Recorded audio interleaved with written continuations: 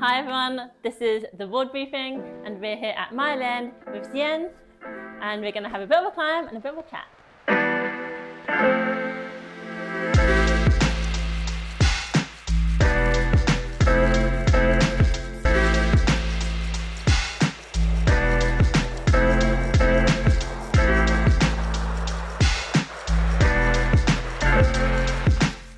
Thank you very much for coming to Myland to have a bit of a sesh and a chat with me. Yes, that's great to come. Not been for ages. It's really nice to be back here. Just to start things off, if you could give people who might not know very much about you a bit of history into how you started climbing, how long you've been doing it for. You've been doing it for quite a while, so why are you sticking with it? Why do you love it so much? Why haven't I quit yet? Move on to do something better. Yes, I ask myself that every day. So actually May this year, so I've just had my climbing birthday. So I've been climbing for 20 years now. Nice. This May. So it's been a while. I started in Singapore, indoor scene, a while like this, funnily enough. And I did competitions when I was younger with Singapore. There was a huge scene.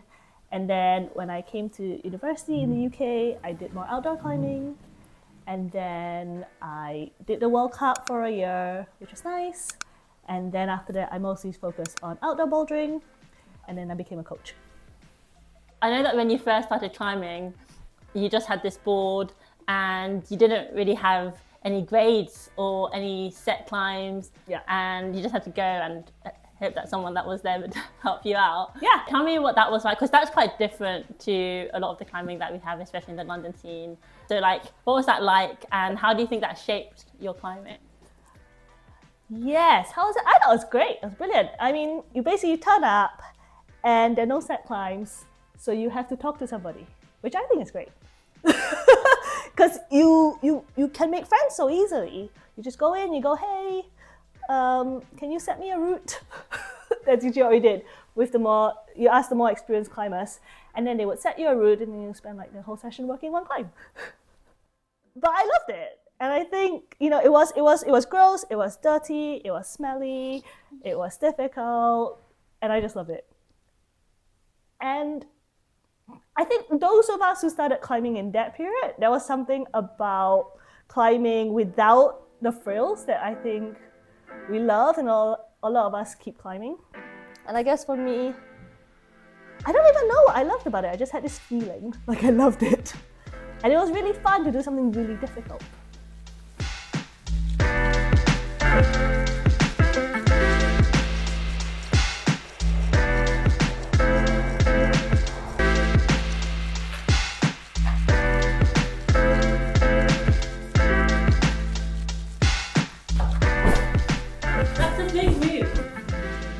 You missed the hold. Oh, I missed the hold. That's fine. I think it's time for the laser pointer. There and there. Yeah. And it's like that one, that one. That's almost the crux, I think. And then it's like... I skipped that. Is it this one? Yeah, I skipped that and I skipped that.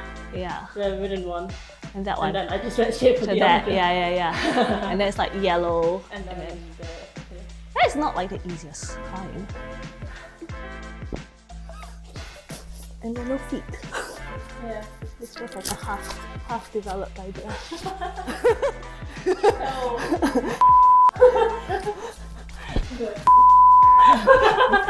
I mean, not comment on a person, just it doesn't look like a complete thought.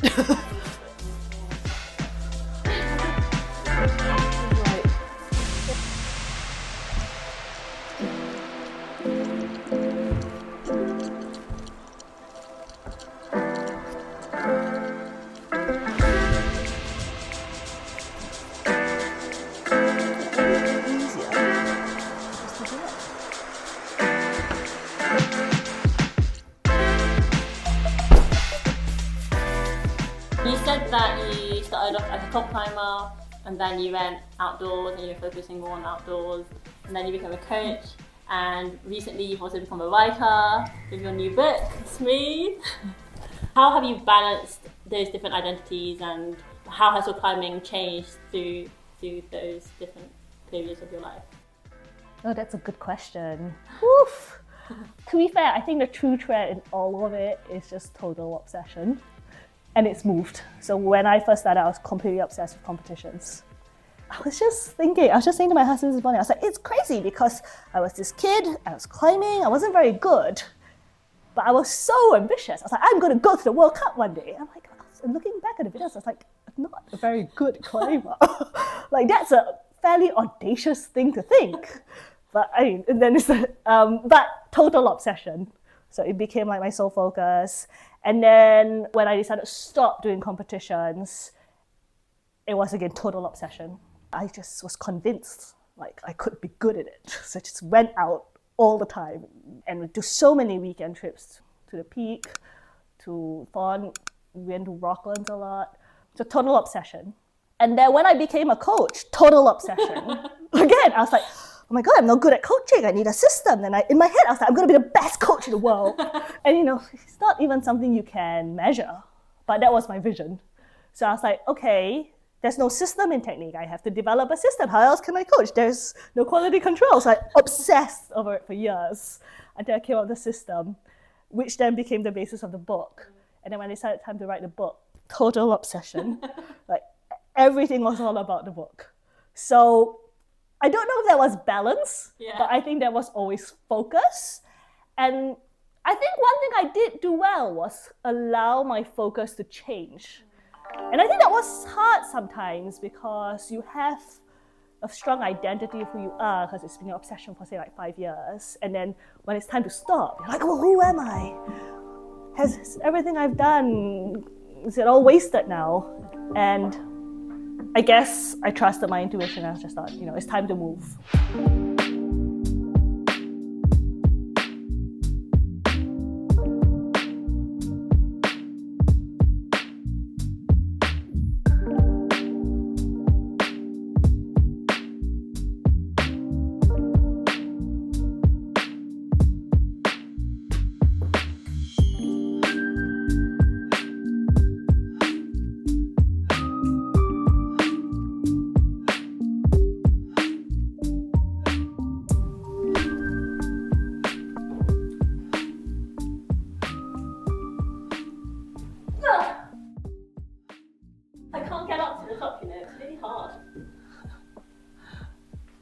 Okay. It's really hard to get all the way up. Yeah. When going from here to here, the last move, because you're very open, but the wall is kind of in your way, I think, for like flagging at the right point. But also when you're climbing open, it becomes like more powerful. You have to kind of snatch at it or like latch it dynamically. Yeah. But I think it's worth trying to kind of go like more twisted. The first move is definitely the crux. I think the first move is probably the hardest. Like if I can't keep my foot on, I can't do the rest of the climb. That was a bit more polished than I expected. Okay, we have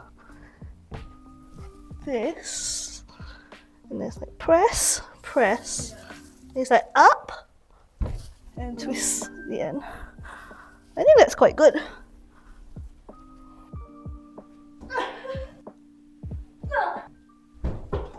Yeah! It's hard.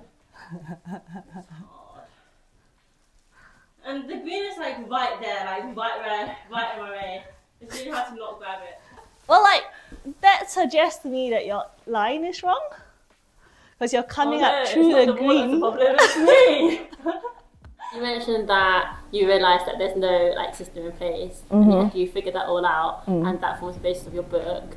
And there's like 5 principles in your book, right? So when did you realise that they were missing? And then how did you come up with these 5 principles?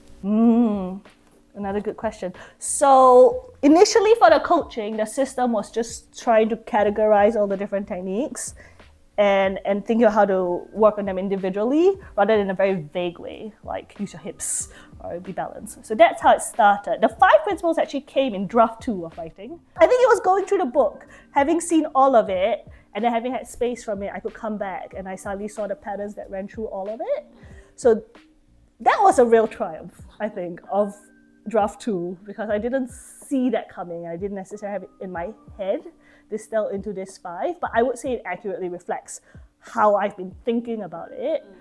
I think what's exciting for me is, I was really trying to distill what are universal principles in climbing.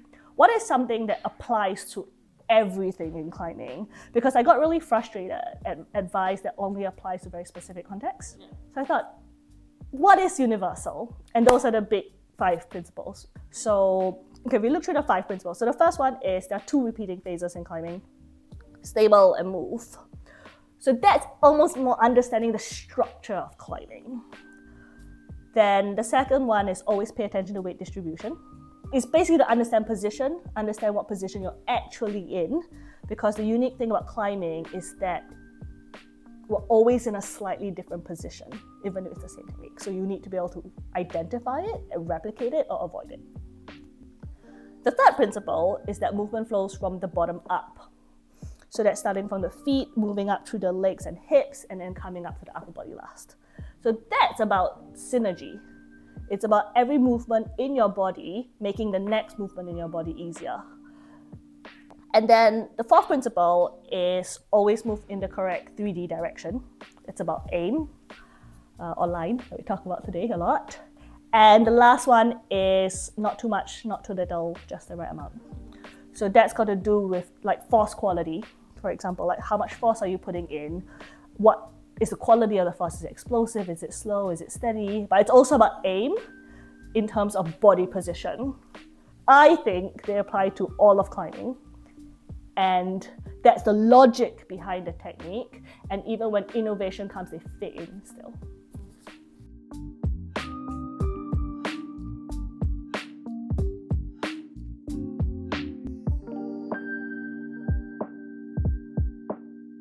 When you do coaching, how do you make sure that you're picking up on all these individualities between the climbers and like pinpoint what their weaknesses are? Like, what's your process for going through it?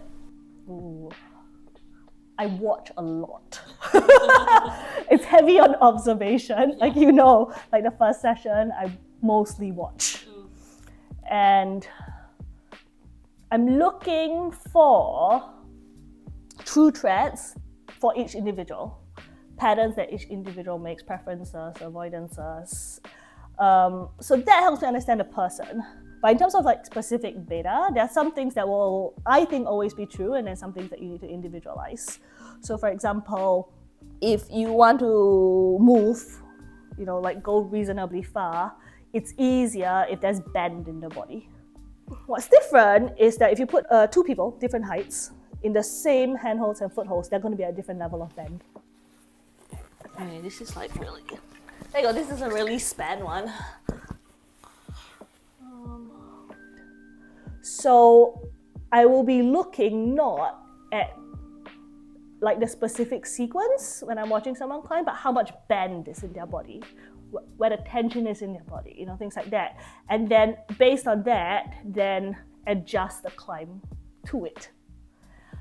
And I think with coaching also, it sounds a lot of times like, oh, I just come up with a great idea and then they send. But a lot of it is experimentation. So I have an idea, and then usually I have to say, okay, I have an idea, let's try it out.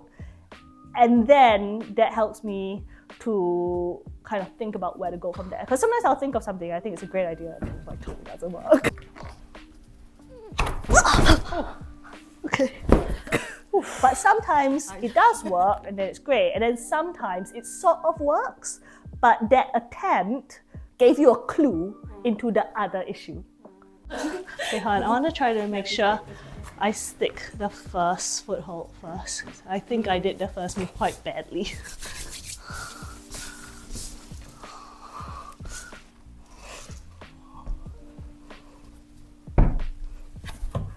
Ah, cool. Okay, I got some hack. If you hold it like this, it's easier for the first move than if you hold it like this. Because when it's down here, you can cross over like that, and it's like it stays in the plumb line. But when you're pinching, it means your body's much further right, and then you actually have to cross and take a much bigger swing So that's the hack.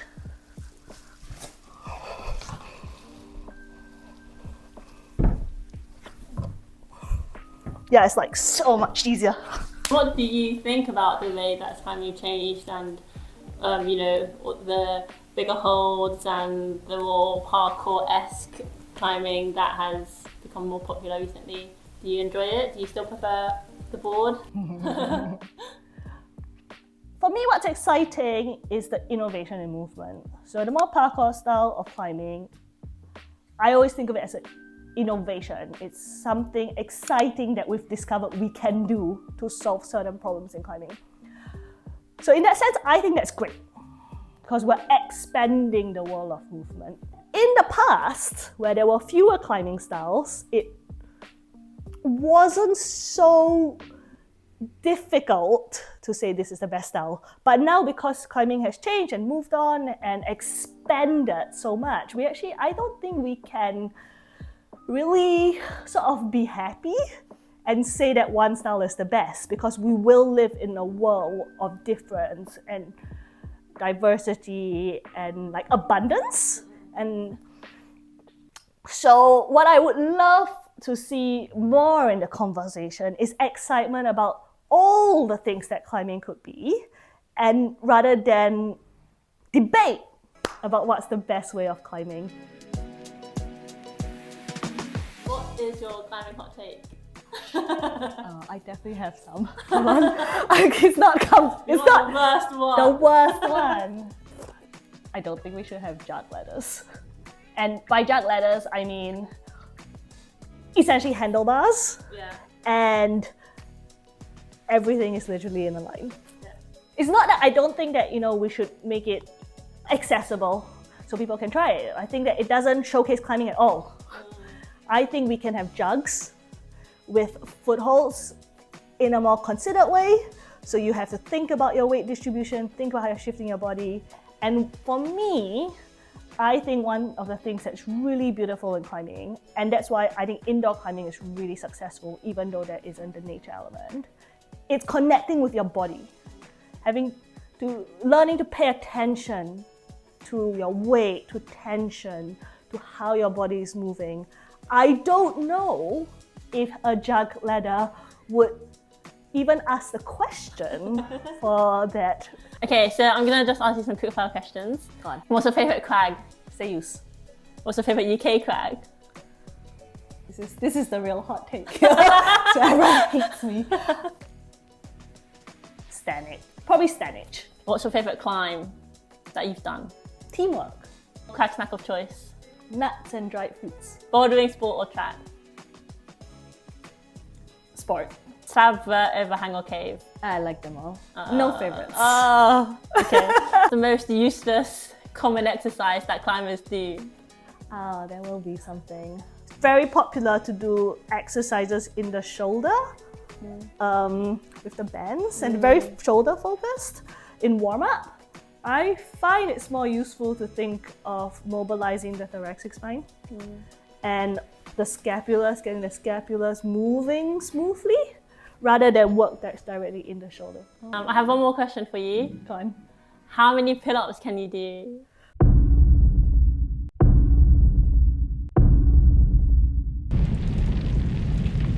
Okay, so this is the pull-up challenge portion of the video. We're both gonna just get on and try to see how many pull-ups you can do to failure. That's it. Okay. Okay, 3, 2, 1, go!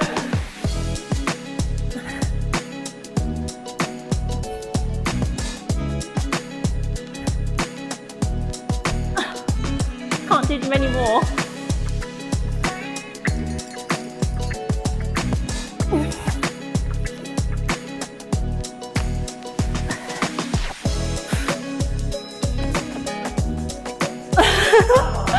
No, I'm out.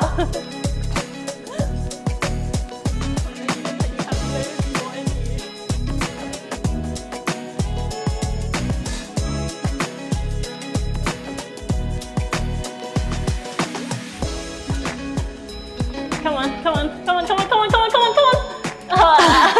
I think that's the last good one. Nice. Yeah, I don't good. know. That was, if you didn't count, but in the video it'll come up with numbers. But that was more than me, so I mean, we expected that. I think we expected that. Thank you very much again for coming down to my land for the first episode of the board briefing.